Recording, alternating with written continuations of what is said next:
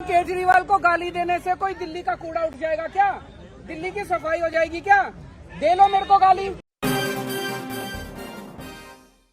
दिल्ली में MCD election को लेकर चुनाव प्रचार तेजी से जारी है और इसी को लेकर दिल्ली के मुख्यमंत्री अरविंद केजरीवाल भी एमसीडी इलेक्शन को लेकर जमीन पर उतर चुके हैं। हाल ही में वे एक मोहल्ले में पहुंचे थे लोगों के साथ चाय पर, और चाय पर बैठते हुए उन्होंने काफी सारी लोगों से बातें भी की और इस दौरान उन्होंने कहा कि हमें एक मौका दे दीजिए, हम आपको क्या दिल्ली को भी पूरी तरह से चमका देंगे। और इसी के साथ कहा बस एक मौका और उसके बाद सारा कूड़ा कचरा और स्वच्छता हर तरफ आपको दिखाई देगी। और इसी के साथ दिल्ली के मुख्यमंत्री अरविंद केजरीवाल मीडिया से बात करते हुए भी दिखाई दिए और साथ ही में बीजेपी पर भी गजब का निशाना साधा। कहा कि बीजेपी क्यों नहीं अपने काम दिखाती कि 15 साल में बीजेपी ने क्या किया, और इसके साथ क्या कुछ बड़ी बातें कही आप खुद सुन लीजिए। मुझे लगता है 230 से ज्यादा आनी चाहिए सर। बीजेपी की 20 से कम आएंगी। सर, आप लगातार तो कूड़े के मुद्दे पे बात कर रहे हैं, वो कभी वीडियो लाते हैं, कभी भोपाल टाले का पुराना बयान लेके आते हैं।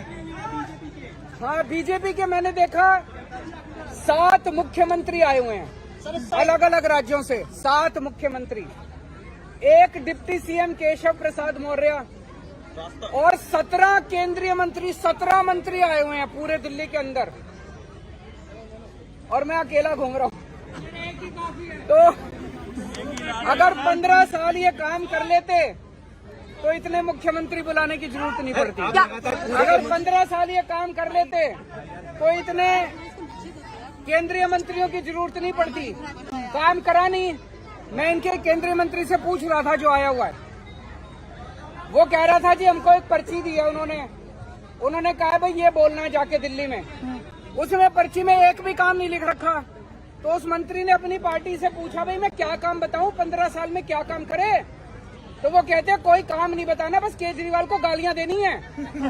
मैं इनसे पूछना चाहता हूं, केजरीवाल को गाली देने से कोई दिल्ली का कूड़ा उठ जाएगा क्या?